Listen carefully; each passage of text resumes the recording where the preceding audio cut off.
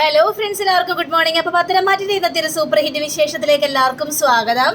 അങ്ങനെ കിച്ചണിൽ എല്ലാവരും നല്ല പരിപാടിയിലാണ്. കാരണം നന്ദുവും അതേപോലെ തന്നെ കനകയും അവിടുത്തെ എലിസബത്തും പിന്നെ അവിടുത്തെ ജോലിക്കാരനും ഒക്കെ ഇരുന്ന് ഇങ്ങനെ ഓരോരോ കഥകളും പിന്നെ ഓരോ നല്ല രസത്തോടെ ഇങ്ങനെ ജോലികളൊക്കെ ചെയ്തുകൊണ്ടിരിക്കുക. ആ സമയത്ത് എലിസബത്ത് പറയാണ്, ഞാൻ മാത്രമല്ല ഇവിടെ കറികളും ഭക്ഷണങ്ങളും എല്ലാം ഉണ്ടാക്കിയത്, ദേ കനകവും കൂടി ഉണ്ടാക്കിയിട്ടുണ്ട്.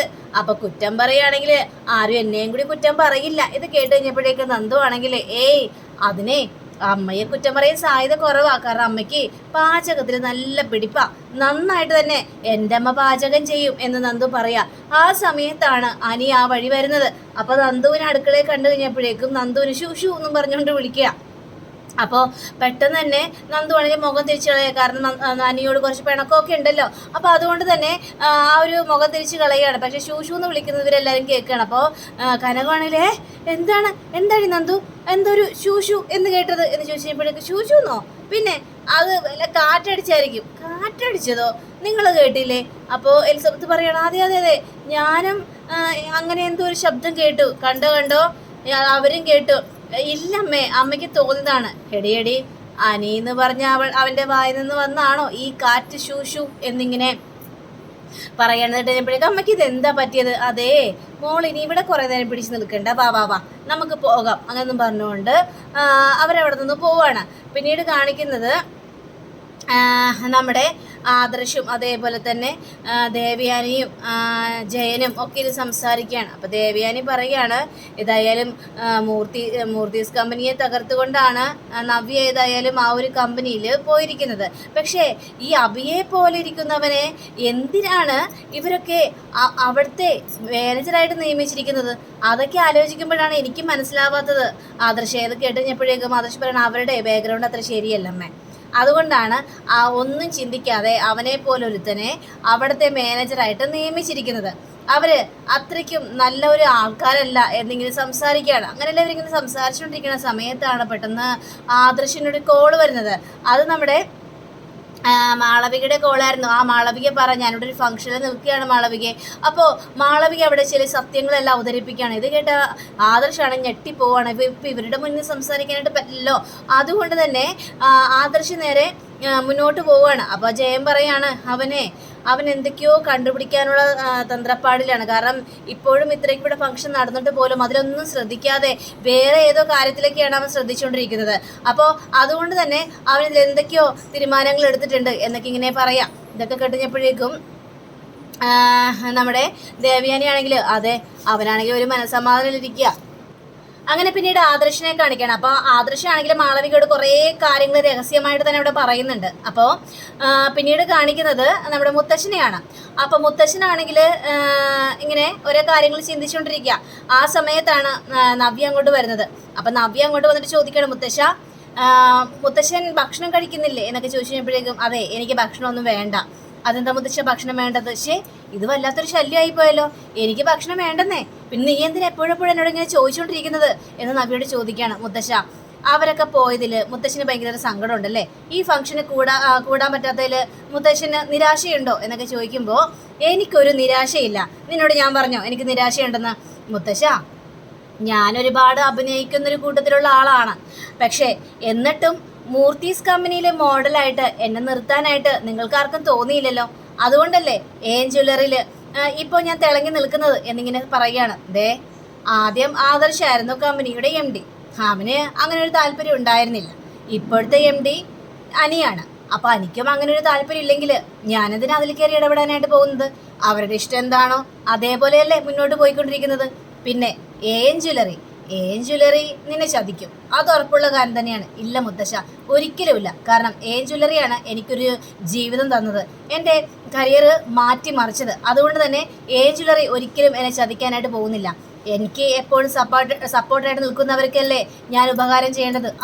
അത് നീ പറഞ്ഞത് വളരെയേറെ സത്യമായ കാര്യം തന്നെയാണ് നവ്യ എന്നിങ്ങനെ പറയാ. ഇതൊക്കെ കേട്ട് കഴിഞ്ഞപ്പോഴേക്കും നവ്യ ആണെങ്കിൽ ആകെ ഇങ്ങനെ ചിന്തിച്ചുകൊണ്ട് നിൽക്കുകയാണ്. മുത്തശ്ശനത് ഇങ്ങനെയൊക്കെ പറയുന്നതൊക്കെ ചിന്തിച്ചുകൊണ്ടിരിക്കുക. പിന്നീട് കാണിക്കുന്നത് നമ്മുടെ മുത്തശ്ശിയാണ്. അപ്പം മുത്തശ്ശിയാണെങ്കിൽ എങ്ങനെയെങ്കിലും കുറച്ച് ഫോട്ടോസൊക്കെ എടുക്കണമെന്ന് വല്ലാത്തൊരു താല്പര്യമാണ്. അങ്ങനെ മുത്തശ്ശിയാണെങ്കിൽ ഈ നയനയുടെ അടുത്തൊക്കെ ചെല്ലുകയാണ്. അപ്പം നയനയും അതേപോലെ തന്നെ അവന്തികയും കൂടി സംസാരിച്ചുകൊണ്ടിരിക്കുക. അപ്പോൾ അവന്തിക പറയുകയാണ്, ചേച്ചിയുടെ ഈ മാല കാണാനായിട്ട് അടിപൊളിയാണ്, നല്ല രസമുണ്ട് മാല, മുത്തശ്ശി നല്ല സെലക്ഷനാണ് ചെയ്തിരിക്കുന്നതെന്നൊക്കെ പറയുകയാണ്. അങ്ങനെ പറഞ്ഞുകൊണ്ടിരിക്കുമ്പോൾ അത് ശരിയാണ്, നിനക്ക് എന്താ ഈ മാല വേണം? ഏയ് എനിക്ക് മാലയൊന്നും വേണ്ട, പക്ഷേ ഈ മാല കൊണ്ടുവന്നതിൻ്റെ പേരിലേ മുത്തശ്ശിനവിടെ വഴക്കുണ്ടാക്കി. ഇത് കേട്ട മുത്തശ്ശിയാണെങ്കിൽ അവന്തികയെ നീ കള്ളം പറയാനായിട്ട് നിൽക്കരുത്, അങ്ങനെ മുത്തശ്ശൻ ഒരു വഴക്കം ഉണ്ടാക്കിയിട്ടില്ല. മുത്തശ്ശി ആ പറയുന്നത് കള്ളമാണ് കേട്ടോ, എനിക്ക് മനസ്സിലായി. മുത്തശ്ശൻ പറഞ്ഞിട്ടുണ്ടാവും എന്തിനാണ് ഇത്രയും വില പിടിപ്പുള്ള മാല കൊണ്ടേ കൊടുക്കുന്നത് എന്നായിരിക്കും മുത്തശ്ശൻ ചോദിച്ചിട്ടുണ്ടാവുക അല്ലേ മുത്തശ്ശി എന്ന് നയന ചോദിക്കുക. ഇത് കഴിഞ്ഞപ്പോഴേക്കും ഇല്ല മോളെ, അങ്ങനെയൊന്നും അല്ല മുത്തശ്ശൻ പറഞ്ഞത്. മുത്തശ്ശനോട് ഞങ്ങൾ ചോദിച്ചായിരുന്നു ഈ മാല എങ്ങനെയുണ്ട്, ഇത് നല്ല ഭംഗിയാണോ എന്നൊക്കെ ചോദിച്ചു കഴിഞ്ഞപ്പോഴേക്കും എന്നെ കാണിക്കേണ്ട ആവശ്യമൊന്നുമില്ല, നിങ്ങളെല്ലാം സെലക്ട് ചെയ്തത് നിങ്ങൾ തന്നെ കൊണ്ട് കൊടുക്കുക, അല്ലാതെ എന്നെ ഇതൊന്നും കാണിക്കേണ്ട ആവശ്യമില്ലെന്നൊക്കെ മാത്രമേ പറഞ്ഞുള്ളൂ. അതങ്ങനെയാണല്ലേ പറയുള്ളൂ, അത് മോൾക്ക് ചിന്തിക്കാവുന്ന കാര്യം മാത്രമല്ലേ ഉള്ളൂ. അങ്ങനെ തന്നെയാണ് മുത്തശ്ശൻ പറഞ്ഞതെന്നൊക്കെ അവിടെ സംസാരിക്കാം. അങ്ങനെ നമ്മുടെ മുത്തശ്ശിയാണെങ്കിൽ അതെ അവന്തിക്ക് മോളുടെ കുറച്ച് ഫോട്ടോസ് ഒന്നും എടുത്തിട്ടുണ്ടേ. അപ്പോൾ അവന്തിക്ക് ഫോട്ടോസ് എടുക്കണം. എന്താ മുത്തശ്ശി കുറേ നേരം ആയാലും ഇങ്ങനെ ഫോട്ടോസ് എടുത്ത് ഇങ്ങനെ കൂട്ടുന്നു, ഇതെന്തു പറ്റി? അങ്ങനെ നമുക്കിനി കുറച്ച് സെൽഫികൾ എടുത്താലോ എന്ന് പറഞ്ഞുകൊണ്ട് സെൽഫി എടുക്കുക. അപ്പോൾ സെൽഫിയൊക്കെ എടുത്ത് കഴിഞ്ഞപ്പോഴേക്ക് നയനയ്ക്ക് എന്തൊക്കെ സംശയം, ഇതെന്താ മുത്തശ്ശിക്ക് ഒരു ഭാവമാറ്റം? ഇങ്ങനെയൊന്നും അല്ലല്ലോ മുത്തശ്ശി, ഫോട്ടോയ്ക്കൊന്നും അത്ര താല്പര്യം കൊടുക്കാത്ത മുത്തശ്ശിയാണ്, ഇതെന്ത് പറ്റി എന്നിങ്ങനെയാണ് ചിന്തിക്കുന്നത്. അങ്ങനെ പിന്നീട് കാണിക്കുന്നത് നമ്മുടെ നന്ദുവിനാണെങ്കിൽ ആകെ സങ്കടം സഹിക്കാൻ പറ്റുന്ന അവസ്ഥയിലേക്ക് നിൽക്കുക. അപ്പോൾ നന്ദുവിൻ്റെ അരികിലേക്ക് നമ്മുടെ അനി വന്നിട്ട് പറയാണ്, എടി ഞാൻ അയച്ച മെസ്സേജ് നോക്കടി, നീ മെസ്സേജ് നോക്കിയില്ലെങ്കിലല്ലേ ഞാൻ അങ്ങോട്ട് വന്നു കഴിഞ്ഞാൽ സീനാകുവേ, അതുകൊണ്ട് നീ മെസ്സേജ് എടുത്ത് നോക്കിക്കോ നന്ദു എന്ന് പറഞ്ഞുകൊണ്ട് അനി അങ്ങോട്ട് മാറി നിൽക്കാം.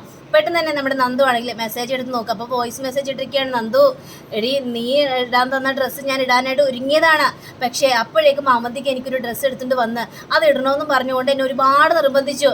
ഇപ്പം ഞാൻ അവൾ കൊണ്ടുവന്ന ഡ്രസ്സ് ഇട്ടില്ലെങ്കിൽ പിന്നെ അത് വലിയൊരു വിഷയമാകും, അതുകൊണ്ടാണ് ഞാൻ അവൾ കൊണ്ടുവന്ന ഡ്രസ്സ് ഇട്ടത്. നിന്നെ ഒരുപാട് പ്രാവശ്യം ഞാൻ വിളിച്ചായിരുന്നു, നിന്റെ ഫോൺ സ്വിച്ച് ഓഫ് ആക്കി വെക്കാനായിട്ട് ഞാൻ പറഞ്ഞോ? ഇല്ലല്ലോ, നീ എന്തിനാ ഫോൺ സ്വിച്ച് ഓഫ് ആക്കി വെച്ചത് എന്ന വോയിസ് മെസ്സേജാണ് അവിടെ നന്ദു കേൾക്കുന്നത്. അപ്പം നന്ദുവിന് മനസ്സിലായി അനിയുടെ നിരപരാധിത്വം. അങ്ങനെ അനി അങ്ങോട്ട് വരികയാണ്. ഇവർ രണ്ടുപേരും കൂടി വീണ്ടും സ്നേഹവും പരസ്പരം ഇഷ്ടപ്പെടുകയും ചെയ്യുകയാണ്. അപ്പോഴാണ് കനകം വരിക. അപ്പൊ കനകം വന്നിട്ട്, നന്ദു ആരെയാണ് നോക്കുന്നത്? ഞാനാരെ നോക്കാനായിട്ട്? ഞാനാരെയും നോക്കിയില്ലമ്മേ. നന്ദു നീ അവിടെ ഒളിഞ്ഞു നോക്കുന്നത് ഞാൻ കണ്ടല്ലോ. അതെ അമ്മേ, ഇവിടെ നല്ലൊരു സുന്ദരം പൂച്ച, അപ്പോൾ അതുകൊണ്ട് ഞാൻ ആ പൂച്ചയെ നോക്കിയതാണ്.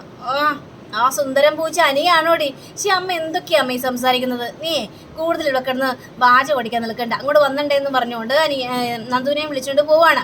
അങ്ങനെ എല്ലാവരും കൂടി ഭക്ഷണം കഴിക്കാനായിട്ട് ഇരിക്കുക. അപ്പം എല്ലാവരും കൂടി ഭക്ഷണം കഴിക്കാനായിട്ട് ഇരിക്കുന്ന സമയത്ത് അമ്മയും ആണുങ്ങളൊക്കെ ഒരുമിച്ചിരുന്നു. പിന്നെ ഞങ്ങൾ പിന്നീട് ഇരുന്നോളാന്നും പറഞ്ഞുകൊണ്ട് വിളമ്പി കൊടുക്കുക. അപ്പോൾ എനിക്ക് നമ്മുടെ നന്ദു വിളമ്പി കൊടുക്കാനായിട്ട് ഒരുങ്ങിക്കഴിഞ്ഞപ്പോഴേക്കും നമ്മുടെ കനകം അത് പിടിച്ച് മടിക്കുകയാണ്. ഞാൻ വിളമ്പിക്കോളാം നന്ദു മോളെ, ഞാൻ വിളമ്പിക്കോളാം എന്ന് പറഞ്ഞുകൊണ്ട് നന്ദു കനകമാണെങ്കിൽ എനിക്ക് ഭക്ഷണം വിളമ്പി കൊടുക്കുക. മോനെ മതിയോ മോനെ, വേണമെങ്കിൽ ഇനിയും ചോദിക്കണേ?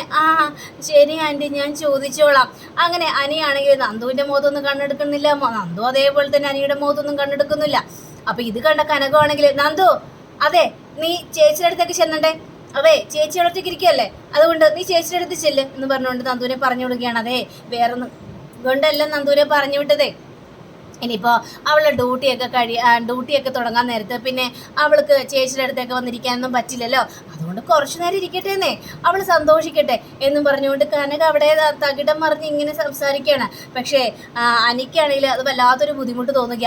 അപ്പോൾ അല്ല നന്ദുവിൻ്റെ കല്യാണക്കാരിയൊക്കെ എന്തായി എന്നൊക്കെ ചോദിച്ചപ്പോഴേക്കും നോക്കുന്നുണ്ട്, ഒരു ബന്ധം ഒത്തു വന്നിട്ടുണ്ട്, ആ ബന്ധം എത്രയും പെട്ടെന്ന് നടത്തണമെന്നാണ് ഞങ്ങളുടെ ആഗ്രഹം എന്നിങ്ങനെ അനിയുടെ മുന്നിലേശനെ പറയാ. അപ്പോൾ എനിക്ക് ഇത് കേട്ട് കഴിഞ്ഞപ്പോഴേക്കും ഭയങ്കര സങ്കടം തോന്നിക്കുകയാണ്. അപ്പോൾ ജയനും അജയനും ഒക്കെ സംസാരിക്കുകയാണ്, നന്ദുവിൻ്റെ കല്യാണം നടക്കുകയാണെങ്കിലേ അതിന് വേണ്ടിയുള്ള എല്ലാ സപ്പോർട്ടുകളും ഞങ്ങൾ ചെയ്തുതരാം, എന്ത് വേണമെങ്കിലും ഞങ്ങൾ ചെയ്തുതരാം, അതിന് ഞങ്ങൾക്ക് യാതൊരു ബുദ്ധിമുട്ടും ഇല്ല എന്നൊക്കെ ഇവർ പറയാം. അതും കൂടി കേട്ട് കഴിഞ്ഞപ്പോഴേക്കും നന്ദു അനിയുടെ റിലേ മുഴുവൻ പോയി. അങ്ങനെ പിന്നീട് കാണിക്കുന്നത് നമ്മുടെ മുത്തശ്ശിയാണെങ്കിൽ ആ ഫോട്ടോസ് മുഴുവനും മുത്തശ്ശന് അയച്ചു കൊടുക്കുക. അങ്ങനെ മുത്തശ്ശൻ അഴിച്ചു കൊടുത്ത് മുത്തശ്ശൻ്റെ ഫോണിലേക്ക് ആ ഫോട്ടോസും വരികയാണ്. മുത്തശ്ശന് ഭയങ്കര സന്തോഷം തോന്നി.